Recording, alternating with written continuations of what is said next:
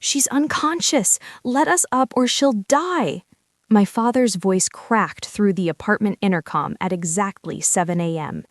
On the security monitor, I watched Cassius scream at my doorman, Alistair, his face twisted in a performance of terrified fatherhood. Beside him, my mother, Meredith, sobbed into a handkerchief, and my sister, Serafina, stared blankly at the lens. It was a lie. I wasn't dying. I was standing in my kitchen drinking espresso, watching the people who'd tried to destroy me 8 years ago bluff their way past high-end security. Alistair panicked. He swiped his card. The elevator chimed. 42nd floor. I didn't call 911. I didn't run. I looked at the jagged scar on my shoulder, a souvenir from the last time Serafina held a knife, and felt a cold, metallic calm settle over me. They thought they were ambushing a scared little girl. They didn't know they were walking straight into a trap. I walked to the door and threw the deadbolt open. If your family knocked on your door demanding you commit a crime to save them, would you open it? Tell me in the comments. They didn't wait for an invitation. As soon as I turned the lock, the door flew open, slamming against the wall with a violence that made the floorboards jump. Cassius marched in first, his face flushed, not with concern, but with the specific, potent rage of a man losing control. Meredith followed, gripping Serafina's arm like a vice. And Serafina, my sweet, sociopathic sister, wasn't unconscious. She was scanning my apartment, her eyes darting from my high-end espresso machine to the view of the skyline with a look of pure, unadulterated envy. "You changed your number," Cassius spat, kicking the door shut behind him. "Do you have any idea how hard it was to find you?" I leaned against the marble island, crossing my arms to hide the way my hands wanted to shake. "You found me," I said, my voice flat. "Now tell me what you want and get out." "We don't want anything," Meredith hissed, her voice trembling. "We need you to do your job.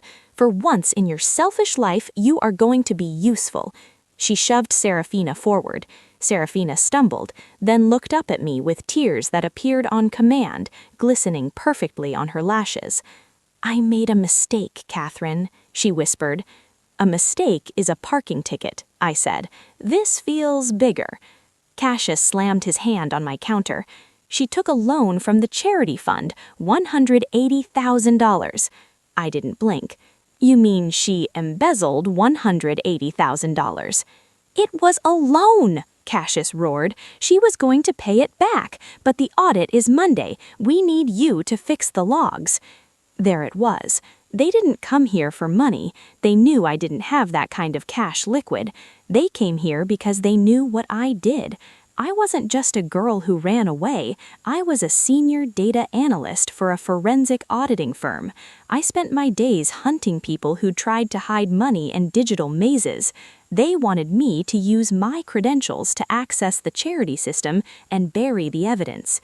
"And if I say no?" I asked. Serafina smiled. It was a small, terrifying thing. "Then Dad tells the police you hacked the system," she said softly. "You have the skills. We have the password. Who are they going to believe? The sweet volunteer or the estranged sister who hunts criminals for a living?" The room spun. It was a perfect frame job. Use my skill set against me. I looked at them, the father who watched me bleed, the mother who turned away, the sister who held the knife. Fear, hot and sour, clawed at my throat. I needed them out. I needed them gone before I did something that would land me in a cell next to them. "Fine," I said, letting my voice crack. "I'll help, but I can't hack the logs from here. I need to create a transaction to confuse the algorithm." Cassius let out a breath, his chest puffing up. "Do it now." I pulled out my phone. My fingers flew across the screen. I opened my banking app and selected a contact I'd never deleted, Serafina. I typed in the amount, $10. I typed in the memo field, Federal Wire Fraud Facilitation Fee, transaction number 1.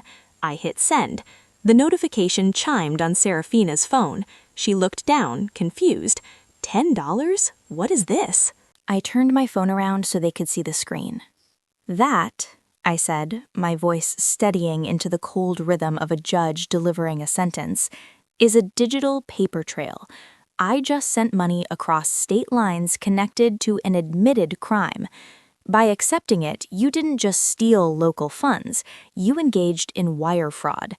I didn't fix the logs, Dad. I just handed the FBI a receipt with your names on it. Cassius's face went purple.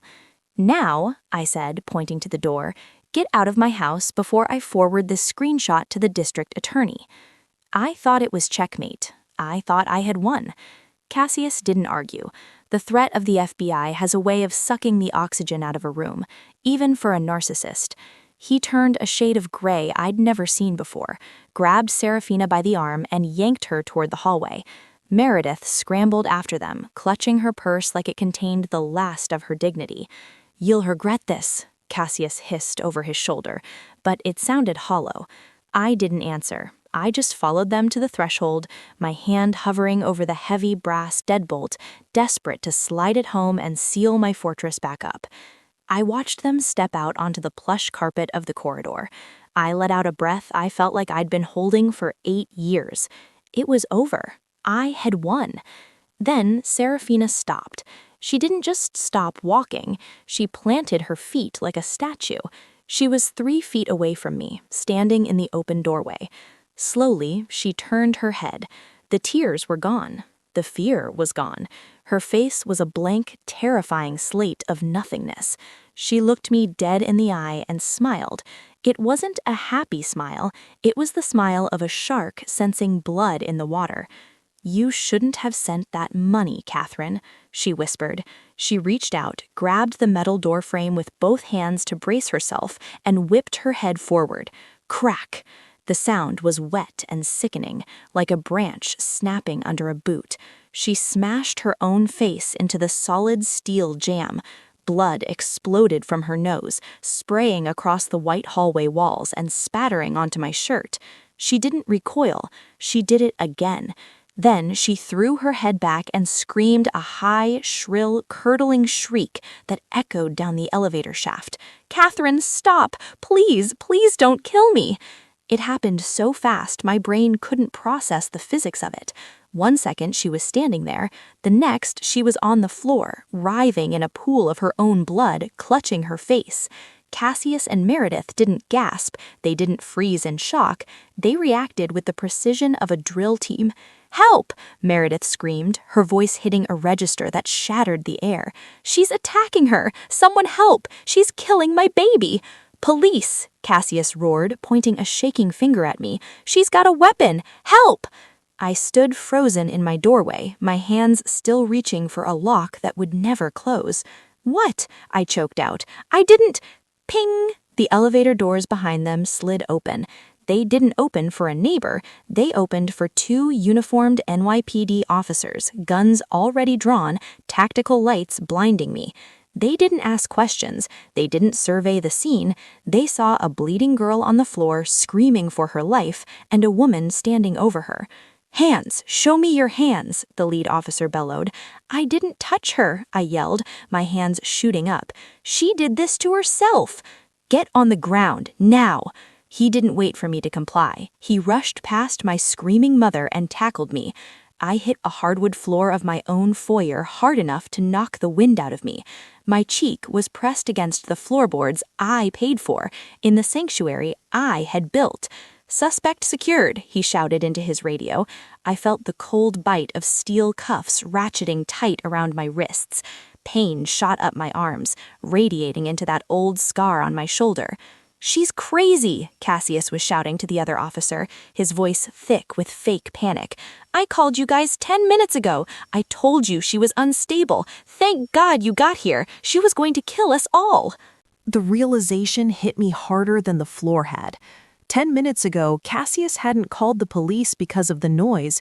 He had called them before they even entered the apartment. He had reported a violent situation before a single word was exchanged. This wasn't a reaction, this was a script. The embezzlement, the demand for help, it was all just to get them into the room. The real plan was always this, the swatting. Get the police to the door, stage a violent scene, frame the scapegoat. Please, Serafina sobbed from the hallway, blood pouring through her fingers. She wanted the money. She said she'd kill me if I didn't pay her. I tried to lift my head. That's a lie. Check the transfer. I sent her money. You have the right to remain silent, the officer barked, hauling me to my feet. Anything you say can and will be used against you. Meredith was hugging Serafina, stroking her hair, looking at me with eyes that were perfectly dry. Cassius stood by the elevator, nodding at the officers, the picture of a concerned, grieving father. As they dragged me out of my apartment, shoeless and humiliated, Cassius caught my eye. He winked, a single, slow wink. The door to my apartment, my fortress, my safety, my life, slammed shut behind me. And this time, I was on the wrong side of the lock. The holding cell smelled of bleach, stale sweat, and the specific metallic scent of despair. It was freezing, a deliberate, institutional cold designed to make you shiver until you were ready to confess to anything just to get a blanket. I sat on the metal bench, my knees pulled to my chest, staring at the steel toilet in the corner. The handcuffs were gone, but the phantom weight of them still circled my wrists, burning like a brand. When the officer had shoved me into the squad car, my head hit the doorframe. The impact sent a jolt through my body that bypassed my brain and went straight to the scar on my shoulder. Suddenly, I wasn't 24. I wasn't in a police station in Manhattan. I was 16 again. I was on the kitchen floor in Ohio. The memory didn't come in pictures. It came in sensations.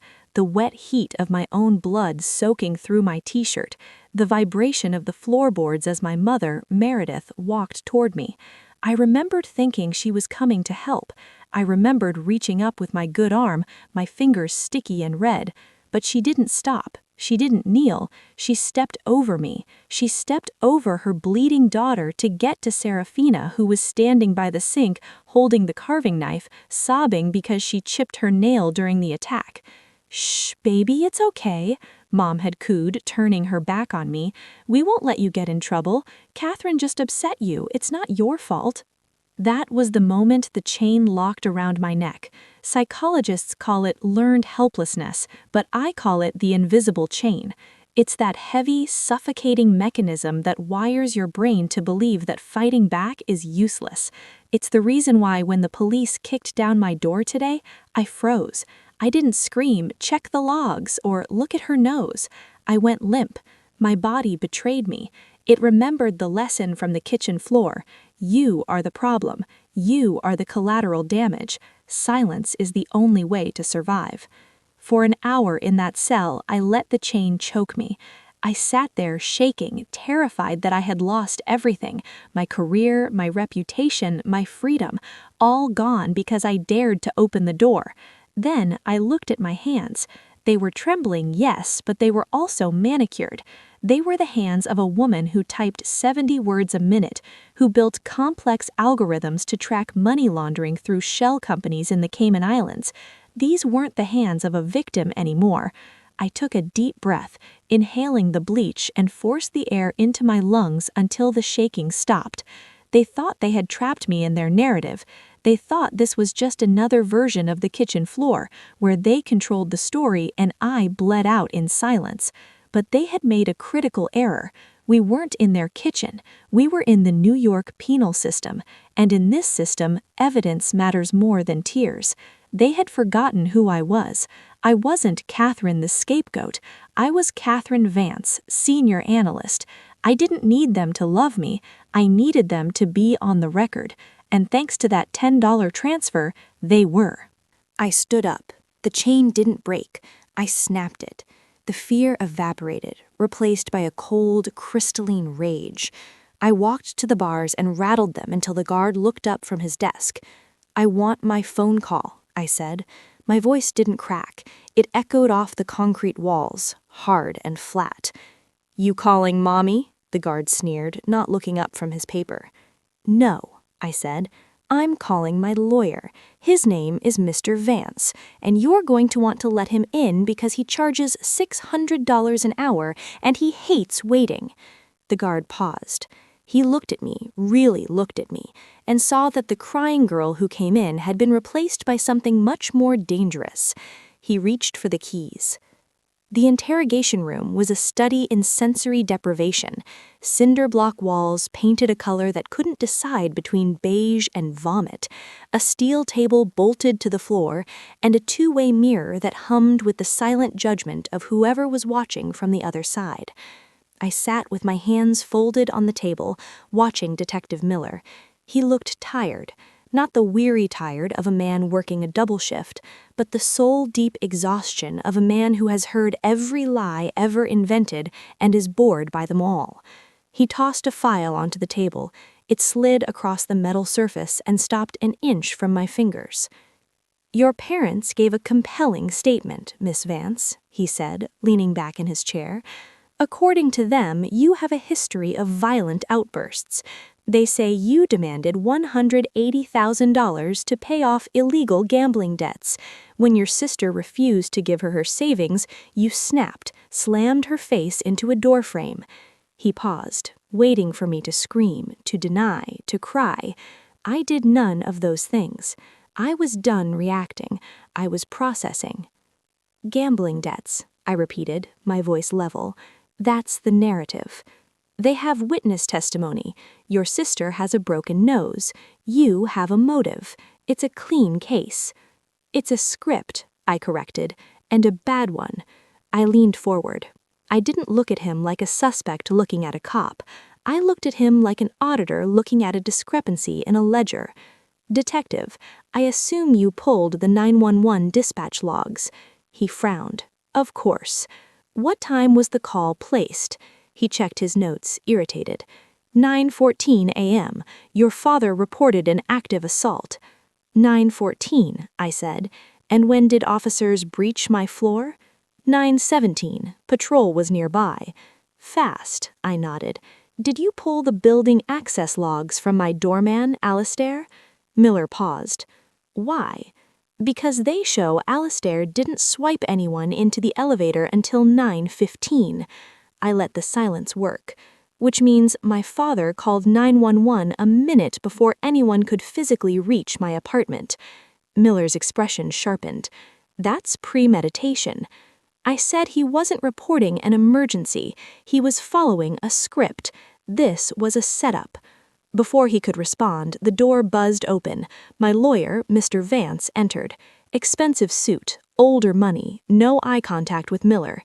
He looked at me grim. "Stop talking, Catherine," he said quietly.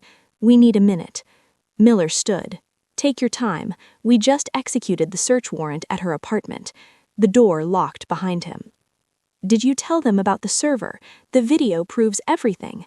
Vance folded his hands. "Catherine, there is no video. The server was destroyed, smashed with a fire extinguisher. Your father claims you did it to hide evidence." I went cold. He knew about the cameras. He cleaned the scene. "It gets worse," Vance continued. "Serafina gave a statement. They're calling your $10 transfer a test payment, proof you were extorting her for the full $180,000. Without the footage, it was 3 witnesses against me. The timeline gap would be explained away." "They're going to win," I said. "They're offering a plea," Vance replied. 5 years. Trial without the video means 15. Silence. Then it hit me. "The $10, I said. "Open your laptop." "I'm a data analyst, Vance. I don't trust hardware." He opened it, connected through his hotspot. "Cloud backup," he murmured. "Encrypted real-time sync." "Exactly." The door opened again. Miller returned, smug, a plea agreement in hand. "You ready to sign?" Vance turned the laptop toward him. "Sit down, detective." He hit play. The video was flawless. Clear audio, the hallway, me locking the door, Cassius and Meredith dragging Serafina toward the elevator. Then Serafina stopped. "You shouldn't have sent that money," she hissed.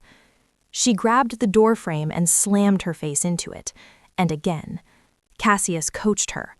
"Harder. We need bruises." Meredith staged distress. They counted down. They screamed. Miller went pale. "That's a false report," he whispered. "Conspiracy, obstruction." "Pause at 9:12, I said. The screen froze on me showing them the transfer confirmation.